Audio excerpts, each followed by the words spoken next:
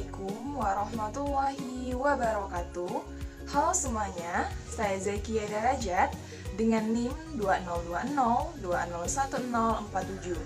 Saya dari kelas PGMI 3, Program Studi Pendidikan Guru Madrasah Ibtidaiyah dengan Fakultas Ilmu Tarbiyah dan Keguruan di Universitas Islam Negeri Raden Patah, Palembang. Video ini bertujuan untuk memenuhi tugas ujian akhir semester pada mata kuliah Metodologi Pembelajaran IPA-MI dengan dosen pengampu Bapak Muhammad Afandi MPDI. Pada kali ini, saya akan melakukan praktik mengajar pada kelas 3 SD mengenai materi lingkungan dan kesehatan. Assalamualaikum warahmatullahi wabarakatuh. Selamat pagi anak-anak. Wah, semuanya semangat sekali kayaknya untuk memulai pembelajaran. Nah anak-anak, kalau ibu tanya apa kabar, nanti anak-anak semuanya jawab Alhamdulillah, luar biasa, Allahu Akbar, harus semangat. Baiklah, ibu tanya sekali lagi ya. Apa kabar anak-anak semuanya hari ini? Wah, kompak sekali anak-anak ibu jawabnya. Bagus ya, ibu seneng kalau anak-anak ibu belajar selalu semangat seperti ini. Nah, apakah di sini anak-anak sudah siap belajarnya? Nah, kalau sudah siap, sekarang ibu minta kalian untuk siapkan peralatan dan perlengkapan tulis kalian di atas meja ya. Oke. Sebelum kita memulai pembelajaran pada kali ini, alangkah baiknya kita berdoa sebelum belajar dulu ya anak-anak. Nah, sekarang ibu minta nih untuk ketua kelasnya, untuk pimpin doanya dulu ya nak. Ya, silakan. Amin. Nah anak-anak, ibu mau tanya nih, apa ada yang tidak hadir hari ini? Oh ada, siapa nak? Ica sama Rian yang gak hadir. Keterangannya apa? Oh, Ica sakit dan Rian tanpa keterangan. Baiklah, anak-anak, hari ini ibu akan ngasih tahu kalian tujuan pembelajaran kita hari ini ya. Nah anak-anak, jadi tujuan pembelajaran pada kali ini yaitu yang pertama, agar kalian para siswa dapat mengetahui apa itu lingkungan sehat. Yang kedua, agar kalian para siswa dapat mengetahui penyebab lingkungan tidak sehat. Dan yang ketiga, agar kalian para siswa dapat mengetahui kondisi lingkungan yang memengaruhi kesehatan. Dan yang keempat, agar kalian para siswa dapat memelihara kesehatan lingkungan. Baiklah anak-anak semuanya, kita mulai ya pembelajaran pada hari ini. Nah, sekarang ibu akan menjelaskan mengenai lingkungan sehat. Nah, ini ibu telah memberi contoh kepada kalian bahwa ini adalah gambar dari lingkungan yang sehat. Nah, anak-anak, kita harus selalu menjaga lingkungan kita agar senantiasa tetap bersih ya anak-anak. Kenapa sih kita harus menjaga lingkungan kita agar tetap bersih? Dikarenakan lingkungan yang kotor merupakan sumber penyakit. Nah, bibit penyakit ini suka bersarang di tempat yang kotor. Jadi anak-anak, kita harus selalu menjaga kebersihan lingkungan. Nah, anak-anak juga perlu tahu nih bahwa kesehatan tubuh juga dipengaruhi oleh kesehatan lingkungan. Nah, bagaimana sih membuat lingkungan yang sehat? Jadi, untuk membuat lingkungan yang sehat, caranya adalah dengan membiasakan diri dengan membuang sampah pada tempatnya. Dan kemudian, kita juga dapat senantiasa merapikan lingkungan sekitar kita seperti merapikan tempat kamar tidur kita dan sekolah kita. Nah anak-anak, selain itu, kita juga harus menjaga lingkungan kebersihan udara kita. Kenapa? Dikarenakan sebagai manusia kita bernapas menggunakan udara dan kita membutuhkan udara yang bersih. Bagaimana jika udara itu tidak bersih, Bu? Dan apa yang harus kita alami? Jadi anak-anak, jika udara itu tidak bersih, kita akan sering batuk dan lama-lama paru kita rusak. Jadi, udara kotor dapat mengganggu kesehatan. Kita harus selalu menghirup udara bersih. Anak-anak juga harus tahu bahwa rumah harus mempunyai pintu dan jendela. Rumah juga harus mempunyai lubang angin atau ventilasi. Jika pertukaran udara lancar, udara di dalam rumah menjadi segar. Dan selain itu, sinar matahari harus cukup masuk ke dalam rumah. Sinar matahari menjadikan rumah kita tidak lembab ya anak-anak. Dan rumah yang lembab dan gelap menjadi sarang bibit penyakit. Nah, anak-anak ada yang tahu nggak? Kenapa sih kok lingkungan kita jadi tidak sehat? Ica tahu? Iya, benar. Jadi, lingkungan kita tidak sehat itu biasanya dikarenakan kebiasaan kita yang suka membuang sampah sembarangan ya. Nah, sampah adalah bibit penyakit yang dapat menimbulkan lingkungan tidak bersih.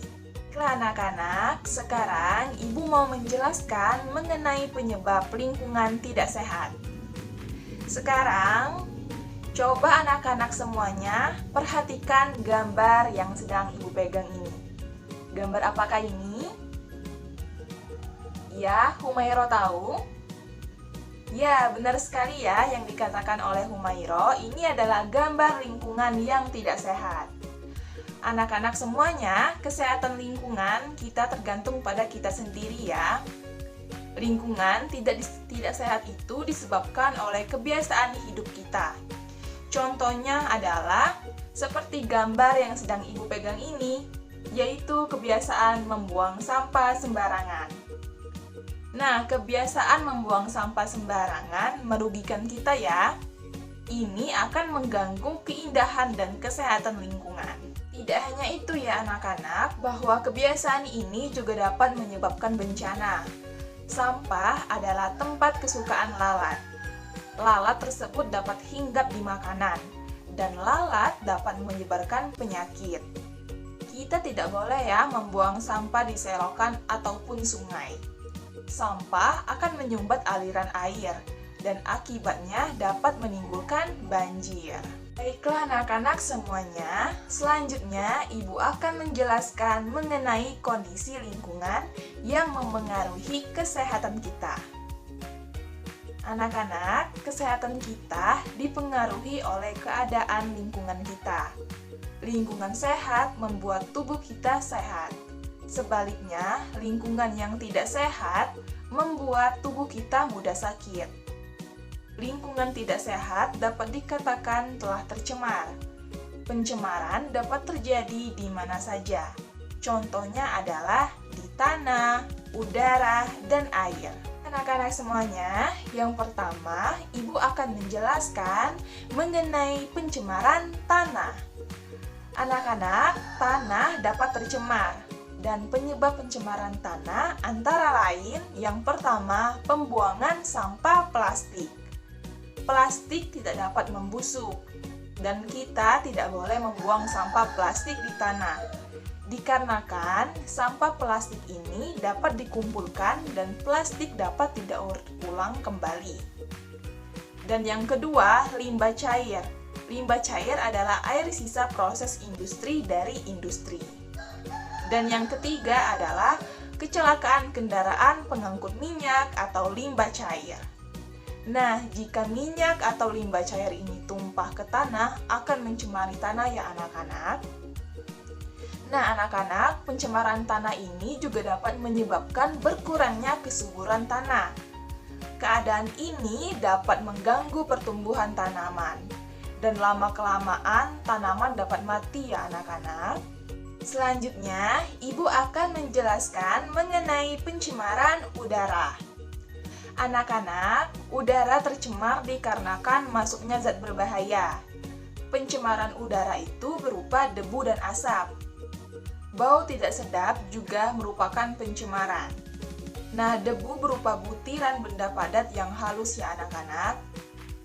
Nah, anak-anak, debu ini ada di mana-mana.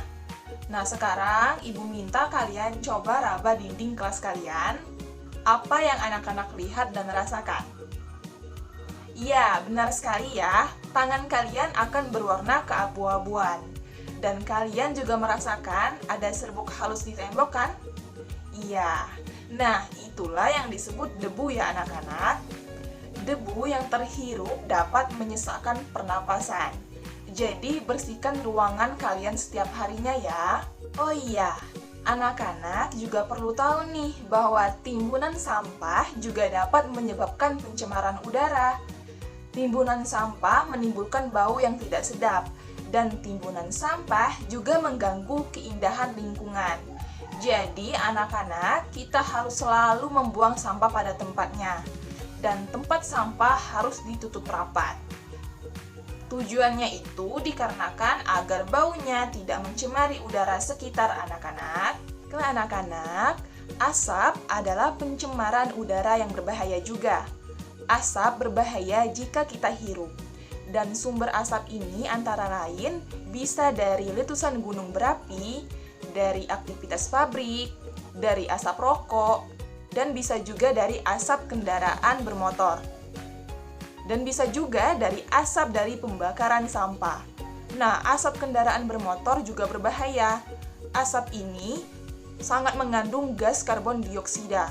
Nah, gas ini sangat beracun ya anak-anak. Jika kita hirup dapat menyebabkan mual dan kepala pusing.